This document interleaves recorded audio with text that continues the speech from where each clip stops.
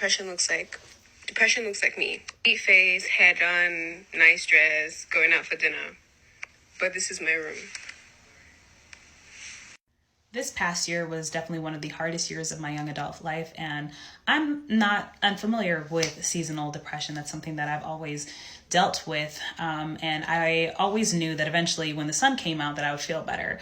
But this last year, obviously the depression wasn't brought on by the weather. It was brought on by circumstances that were completely out of my control. And I was literally just watching myself deteriorate. And it started out being slow. I am somebody who loves showers. I always used to call my shower, church, because that was time for me to worship and basically adorn myself. That was my me time. And I stopped, going in there to take the time for myself and literally was just showering to ensure that I didn't smell bad. And that was the first thing to go. It was my shower time, and then it was my skincare, and then my bathroom went from being, a very anal and very particular place to a complete and total shit show. It drained out from my bathroom and started affecting my closet, and then my bedroom as a whole. And before you know it, you look around and it's like, what the fuck? How did we even get here? And it's a lot harder when you live with somebody and you feel like, especially when you know that they haven't struggled with anything like that, right? When you live with somebody and they're watching you go from being one person and transforming into someone that they don't even recognize.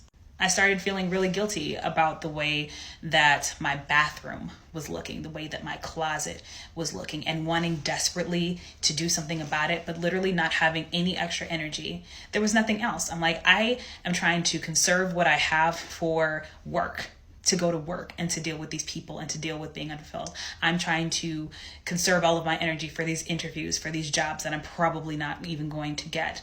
And so in my mind, I'm like, what the hell is the bathroom? What does the overall cleanliness of the bathroom matter?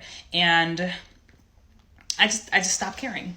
And I think the worst part of being someone who is high functioning with mental illness is the fact that people don't think to check on you, because on the outside, you are beat and well put together. You're still making a point to, go out on occasion and still socialize, and people think that you're fine because you're there.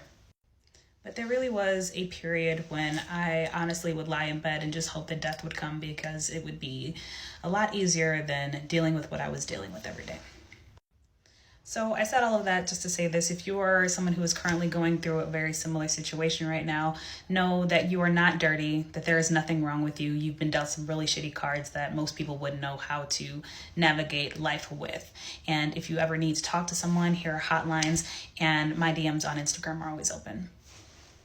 Feel better.